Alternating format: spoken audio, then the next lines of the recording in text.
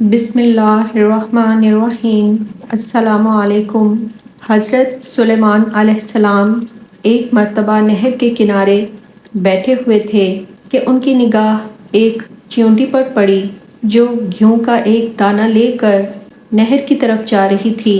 حضرت سلیمان علیہ السلام اس کو بہت غور سے دیکھنے لگے۔ جب چیونٹی پانی کے قریب پہنچی تو اچانک ایک مینڈک نے اپنا سر پانی سے نکالا اور اپنا منہ کھولا تو یہ چیونٹی اپنے دانے کے ساتھ اس کے منہ میں چلی گئی۔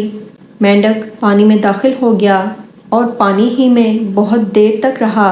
حضرت سلیمان علیہ السلام اس کو بہت غور سے دیکھتے رہے۔ ذرا سی دیر میں مینڈک پانی سے نکلا اور اپنا منہ کھولا تو چیونٹی باہر نکلی، البتہ اس کے ساتھ دانہ نہیں تھا۔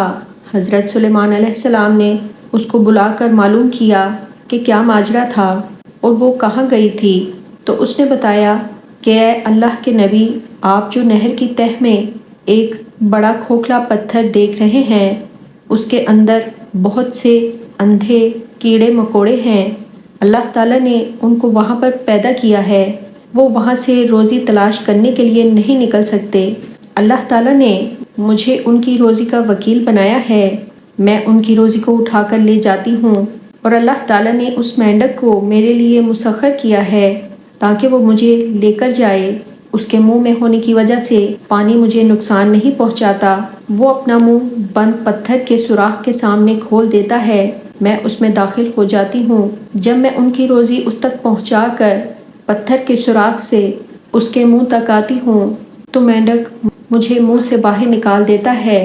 حضرت سلیمان علیہ السلام نے کہا، کیا تو نے ان کیڑوں کی کسی تسبیح کو سنا؟ چیونٹی نے کہا، ہاں، وہ سب کہتے ہیں، اے وہ ذات جو مجھے اس گہرے پانی کے اندر بھی نہیں بھولتا۔ سبحان اللہ۔